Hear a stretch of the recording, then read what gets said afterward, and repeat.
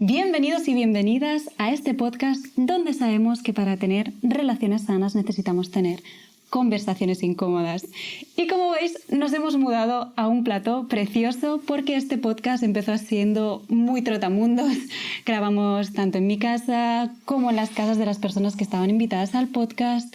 También en salas de terapias. Hemos grabado en muchos espacios distintos, en teterías. Y finalmente hemos llegado aquí, en Art Space, que es un centro espectacular de creación multidisciplinar, donde hay tanto estudios de fotografía, de vídeo, de música y un equipo de profesionales maravillosos que está en el centro de Barcelona.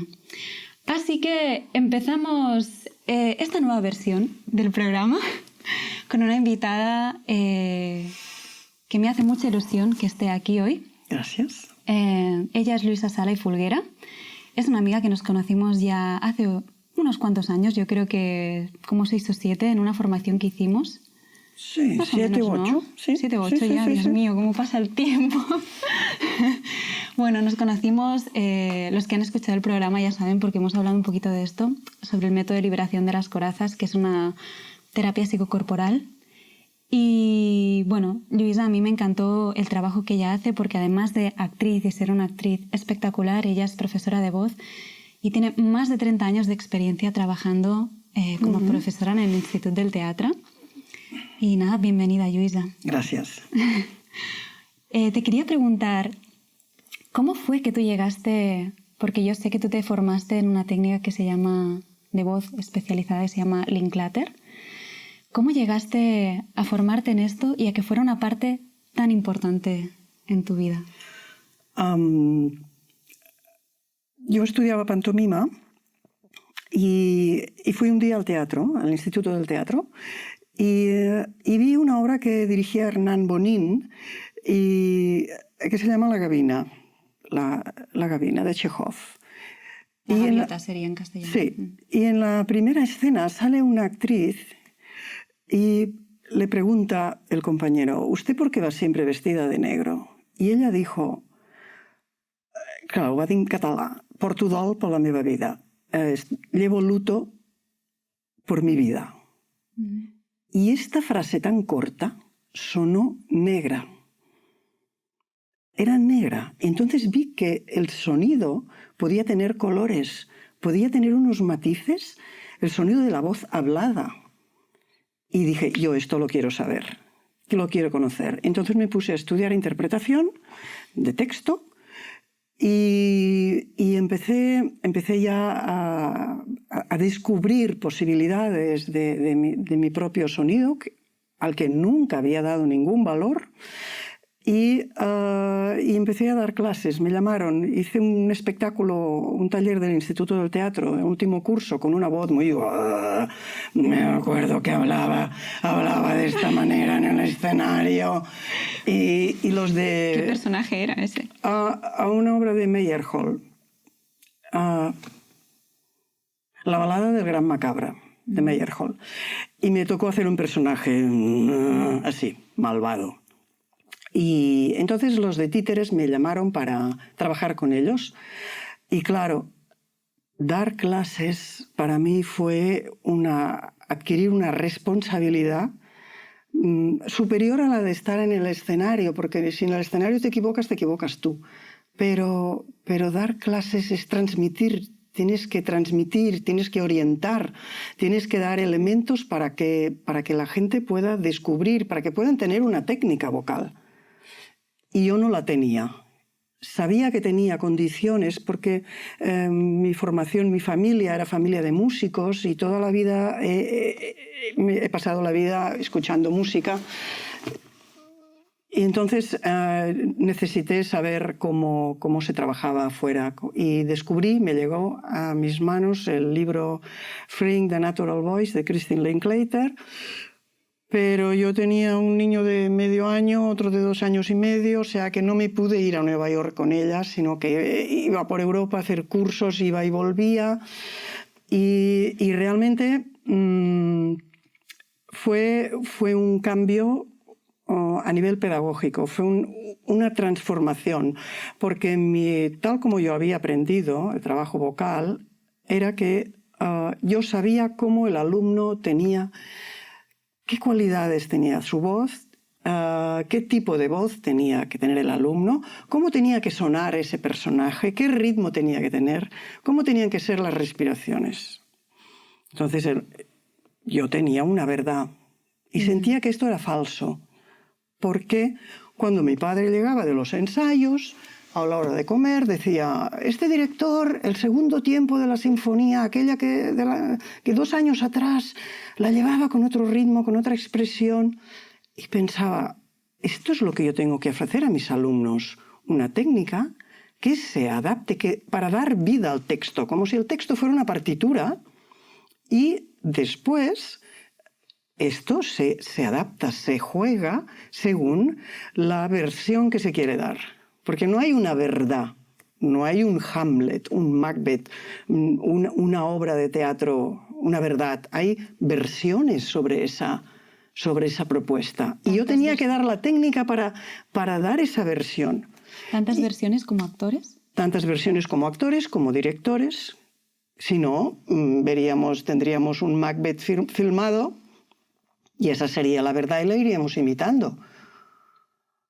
Y Christine Linklater me ofreció esto. No fue fácil hacer este cambio de yo no sé nada, yo no sé cómo tiene que sonar el texto.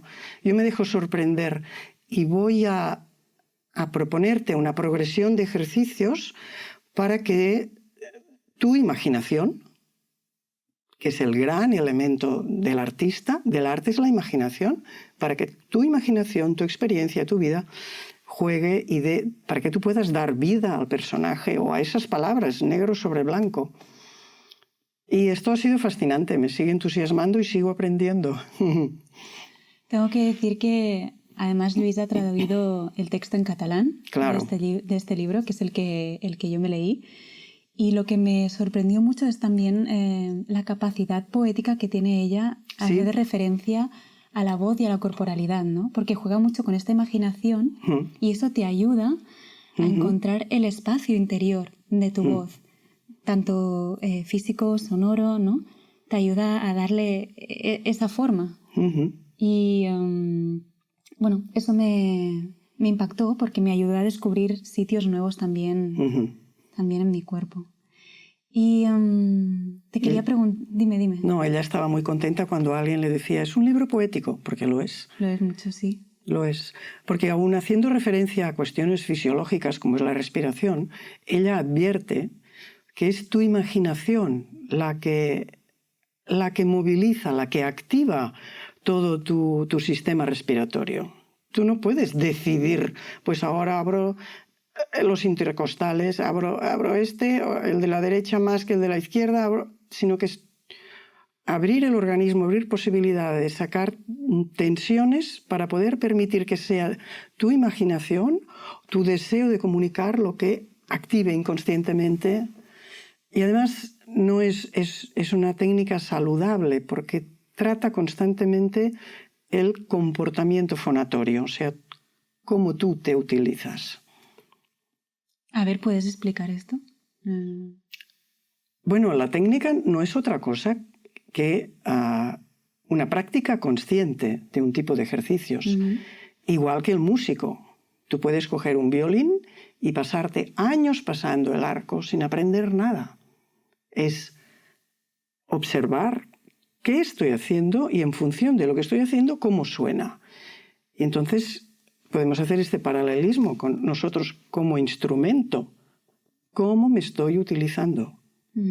Es el cómo.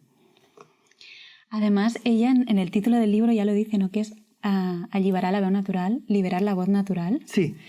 Me gusta esta referencia porque a lo que te lleva a pensar de alguna forma es que, y yo después escuchándote a ti y leyendo el libro también, entiendo que nuestra voz puede estar acorazada y que esas corazas pueden ser tanto emocionales como físicas, de hecho va todo como ligado, ¿no? Y en lo que se ayuda en este método, entiendo, es a como que la persona pueda reconocer esos bloqueos. Para liberar la voz natural sería como una voz espontánea o una voz conectada con la persona, una voz voluble que puede interpretar distintos registros. ¿Cómo sería una voz natural? Una voz natural para mí, en primer lugar, seguimos con la comparación con el instrumento e instrumentista, es cualquier instrumento musical. El músico lo lleva al luthier para que lo ponga a punto. Este es un trabajo que todo actor o cantante tiene que hacer, tener su instrumento. Y mi instrumento no son las cuerdas vocales, sino que soy yo desde la punta del pelo hasta el pie. El instrumento eres tú, tu organismo. Y los instrumentos, ¿qué hace un músico? Mirar de tenerlo a punto para optimizar sus posibilidades sonoras. Y este es el trabajo que hacemos con la técnica vocal. Optimizar tus posibilidades de sonido, no buscar un sonido bonito, sino que el sonido que emitas esté en contacto, sea la expresión directa de tu deseo, tu necesidad de comunicar, de tu pensamiento o de tu emoción, sin obstáculos, sin, como decías tú, sin corazas que inhiben, sin voces suaves. Hay tantas maneras de esconder lo que uno en realidad quiere. O a veces hay voces muy fuertes, hay gente que aprieta la garganta para demostrar que tiene poder, o caras... Sí, totalmente. Podríamos decir que aquello que sentimos se refleja en nuestra voz y que si tenemos un registro que es pequeño podemos estar interpretando este personaje y si podemos ampliarlo somos más libres en nuestra vida también, ¿no? Sí, claro, es que tu voz eres tú. Tu voz eres tú. Y no disimula. Aunque quisiéramos. Si quieres disimular, se nota que estás disimulando. Entonces te preguntas, ¿y qué habrá detrás de este individuo que está disimulando? Y claro, el trabajo de un actor ante un texto es precisamente hacerte consciente de estas protecciones que hemos adquirido desde pequeños, de esta domesticación para vivir en sociedad.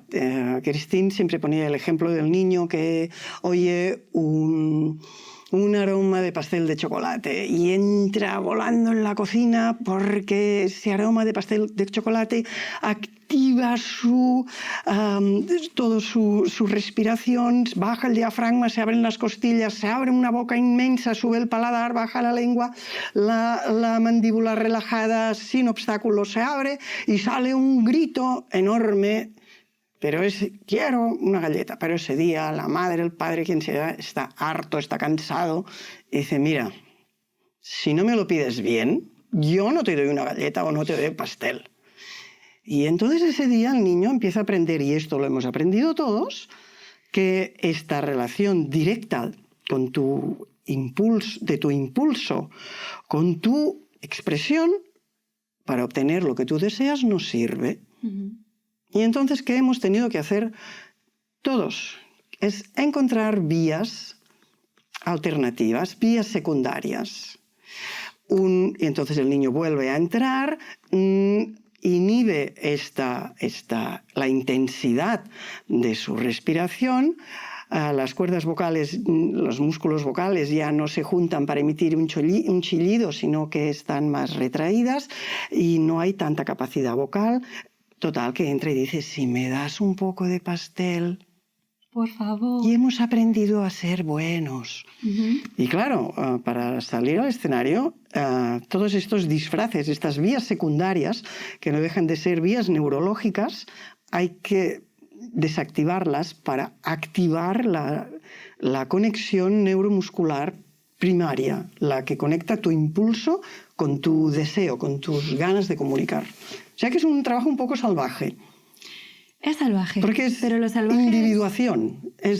Claro, como el trabajo de individuación del que habla acá. Igual que MLC, de María-Lise Labonté.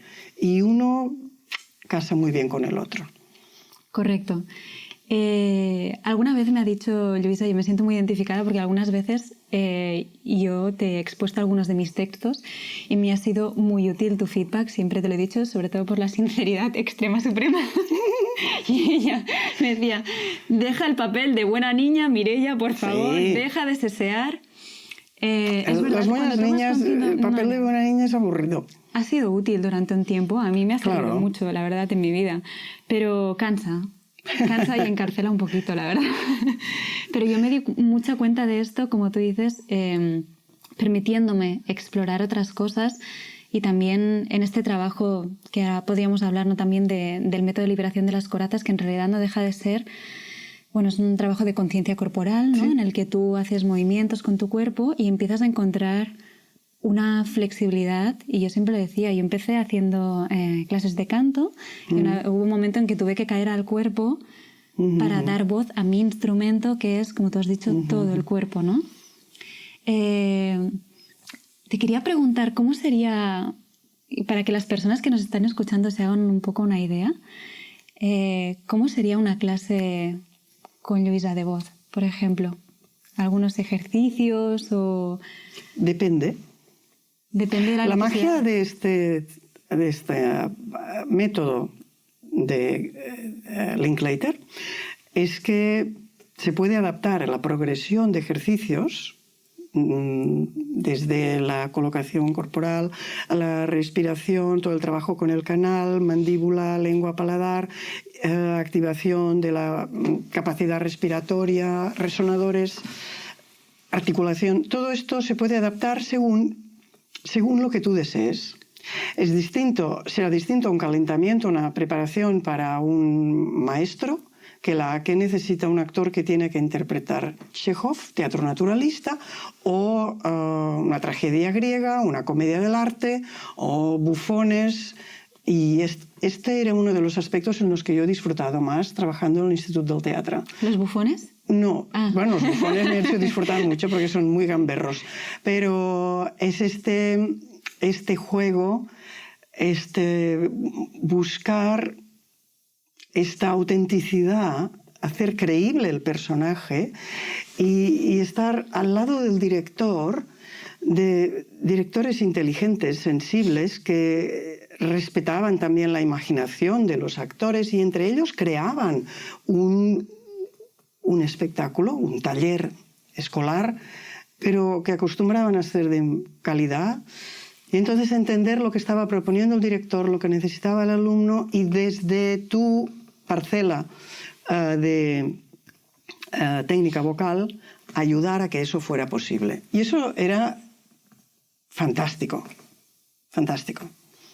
¿Es la sensación de ver a alguien en comunión consigo mismo, o sea, con intimidad, con placer, de autodescubrirse en su voz, ¿no?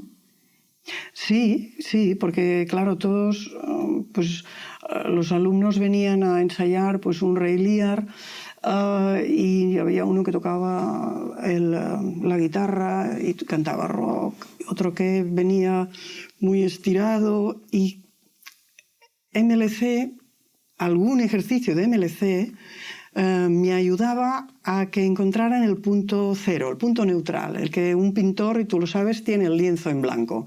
O sea, salir de tu hábito corporal para poder incorporar físicamente el personaje. Y si no, la voz por sí sola no sale, porque como la voz eres tú y cómo estás, según cómo pisas, según cómo te apoyas en el suelo, según cuál es tu mirada, según cuál es tu estar, sonará de una manera o sonará de otra. Y se trataba de hacer esta conjunción.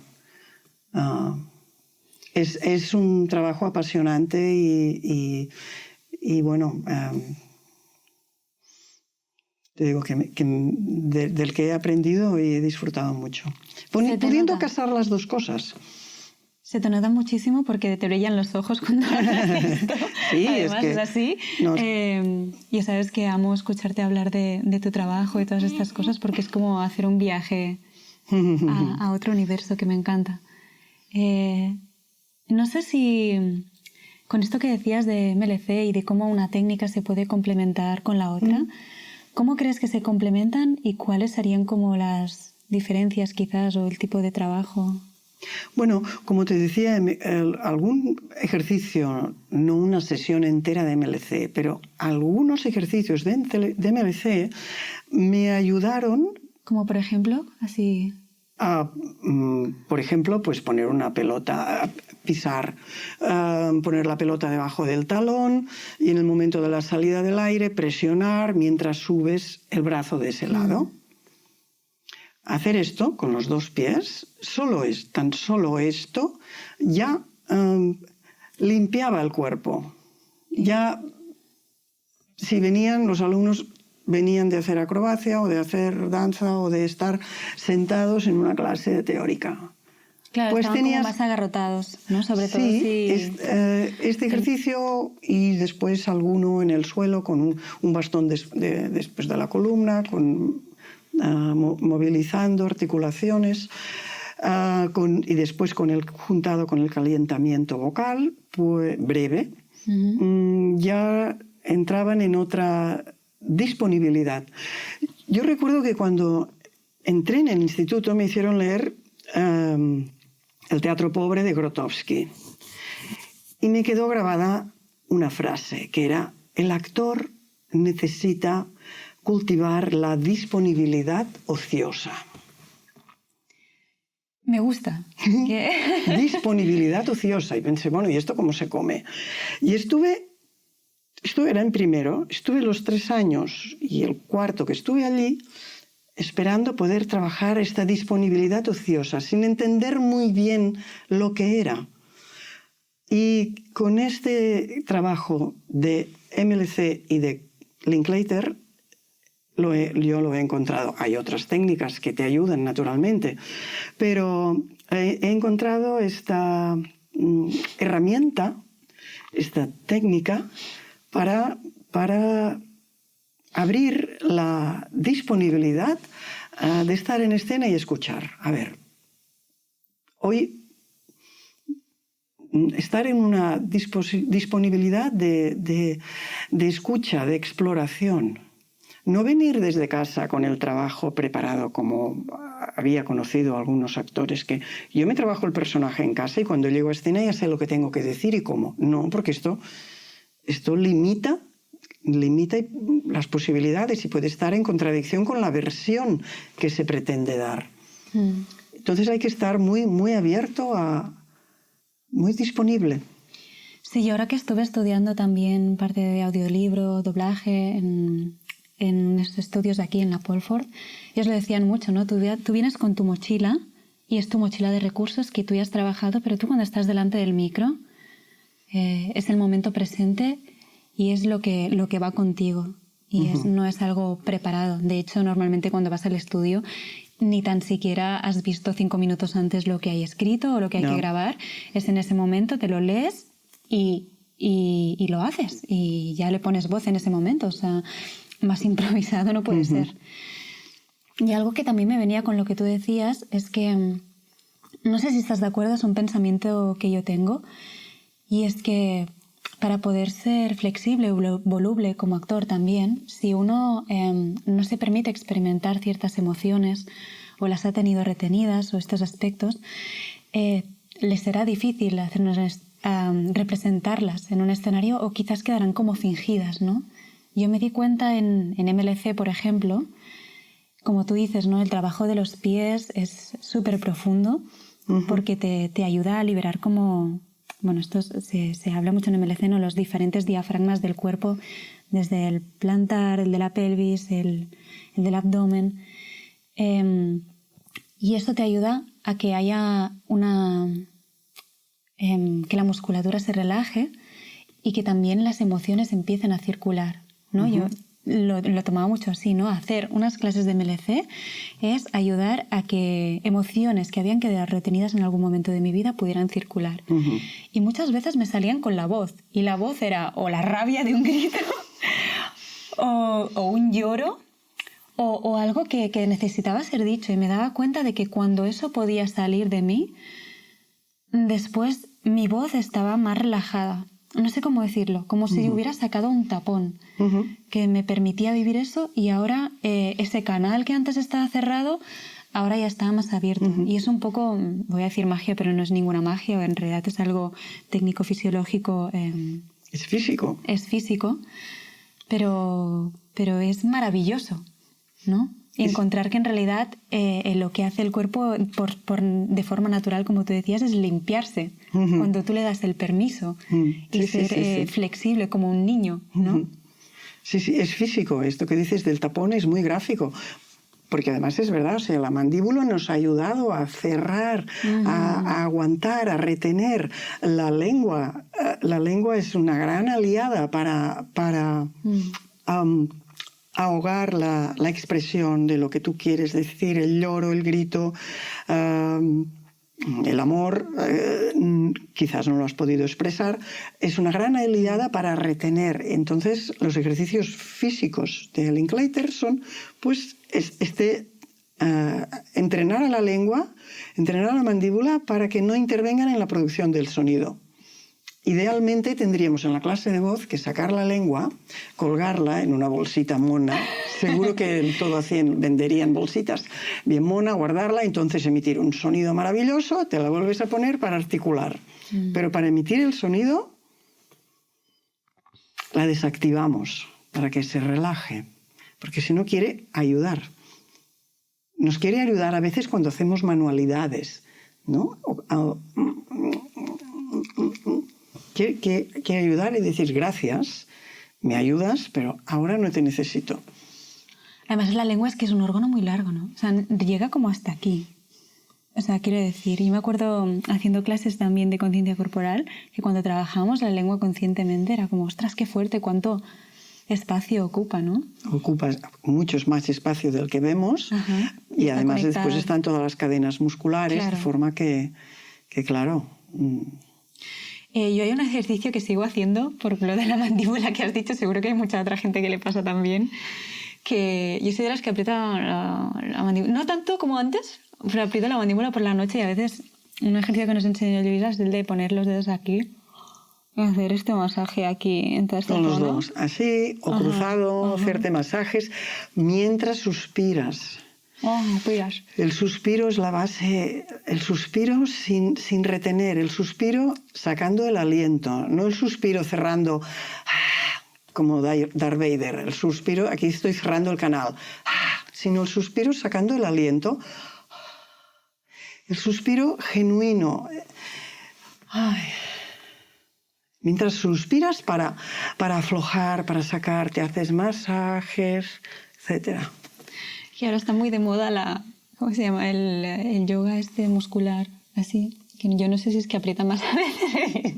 ¿El qué? ¿Muscular? Es que hay un vídeo por internet de una chica que hace como yoga facial para las arrugas y para todo las esto. Arrugas. Entonces se quedan así, no hablan y hablan con la boquita así. Vas viendo a toda la gente que se opera que los ojos le bajan y la boquita queda así. Monstruos.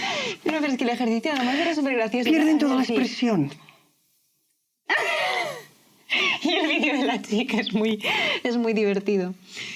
Pero claro, lo que hace precisamente... O sea, sí que es estirar la piel, pero todavía agarra más, ¿no? O sea, es como todavía más presión en la cara, ¿no? Sí. Luisa, ¿qué le dirías a alguien a quien no le gusta su voz? Es que el primer requisito para empezar a trabajar la voz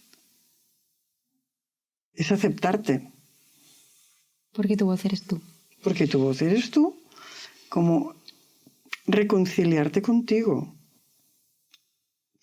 Pensar qué información he ido recibiendo de pequeña, a lo mejor muchas veces me he encontrado con gente que no le gustaba su voz, me decían que yo tenía voz de pito, que yo siempre chillaba, que era una gritona, en el patio me quedaba afónica. Tenía que imponerme por encima de mi familia, nadie me escuchaba, no sé, a lo mejor he tenido que activar una voz muy profunda porque he estado con un ambiente muy intelectual y he tenido que hacer ver que yo soy una persona, no sé, hay tantas maneras de no ser tú mismo. Y el primero es pues, reconciliarte contigo, aceptar que estás en un proceso y de descubrirte y aceptarte. Es esto. Tiempo. Tiempo y práctica de escucharte también, ¿no? Yo creo que, bueno, yo fui a una clase que diste con unas otras compañeras de MLC, me acuerdo de un ejercicio que nos propusiste que me pareció maravilloso y era hacer un poema a nuestra voz. Como un reconocimiento. Y me gustó mucho hacerlo y me gustó mucho escuchar los poemas que habían escrito sus compañeras, o sea, nuestras compañeras, porque después lo compartíamos entre nosotras y cómo ellas se sentían a la hora de compartirlo las unas con las otras, ¿no? Me pareció un ejercicio muy chulo. Después también la dibujamos, hicimos otras cosas, pero Sí, es una buena... Sí, si uno no te gusta tu voz, escribe a tu voz. Escribe. ¿Qué le dices a tu voz? ¿Cómo te gustaría que fuera? Y de hecho es como empieza el trabajo Linklater, con un dibujo de tu propia voz, otro con el de cómo te gustaría que fuera y qué es lo que lo impide. ¿Qué impide que tu voz sea tal como tú desearías que fuera? Y esto pueden ser recuerdos de burla, de maltrato, pueden ser tensiones físicas, respiratorias, puede ser una manera de estar en la vida. ¿Qué es lo que impide que tu voz tenga la expansión, la expresión, la espontaneidad que tú desearías? Trabajar con la propia voz, pues es trabajar contigo misma. Es un acto de amor propio, trabajar con la propia voz. No te he oído. Es un trabajo de amor propio. Luisa ya me la ha dicho. Y es que Luisa me ha avisado, dice, hablas muy flojito, sí, Mireia. ¿Por qué hablas para ti? I know. I'm Habla para. it. Habla para. Es un trabajo de amor propio. De descubrimiento, de introspección, sí, y para aceptarte y abrir posibilidades. Muchas gracias, Luisa. A tú, fantástico. Te quiero hacer una última pregunta. Creo que eres un pozo de sabiduría y me estaría mucho rato aquí preguntándote más cosas de la voz. Creo que está quedando una entrevista súper bonita y quería terminarla preguntantándote ¿qué es para ti una verdad incómoda? Esto es una pregunta que hacemos a todos los invitados. Sí. Bueno, ya que hemos hablado, yo he hablado mucho de teatro. Con los años voy valorando cada vez más el esfuerzo que hay detrás de levantar una obra de teatro. Hay tantas horas detrás, hay tanto esfuerzo, no solo de interpretación, de dirección, de escenografía, de luz, de sonido, de producción. Hay tanto esfuerzo detrás que para mí una verdad muy incómoda es ir a ver un espectáculo y después saludar a gente que aprecias y decir, es que no me ha gustado. Es tan incómodo porque los actores, los técnicos, todos están en un momento muy, muy vulnerable porque han dado de sí lo mejor, seguro. Y es un momento que para mí estoy muy contenta cuando voy al teatro y me gusta. Contenta de poderlo transmitir. Gracias. Creo que una verdad incómoda también es saber cuando hay cosas que en ese momento te guste o no te guste, tener la conciencia de todo el trabajo que hay detrás y que a lo mejor no es el momento de decir según qué cosas. Creo que lo has explicado también muy bien con este ejemplo. Pues muy bien. Muchas gracias, Luisa, muchas gracias. ¿Hay algo más que quieras compartir? No, encantada, darte las gracias a ti. Ha sido todo un placer, de verdad. Igualmente. Me hace mucha ilusión que además seas tú y este encuentro el primero que hayamos hecho así grabado. Muy bien. Así que nada, lo dejamos aquí y pues hasta aquí, Verdades Incómodas de hoy, un espacio donde sabemos que para tener relaciones sanas necesitamos tener conversaciones incómodas y nos vemos en el próximo episodio.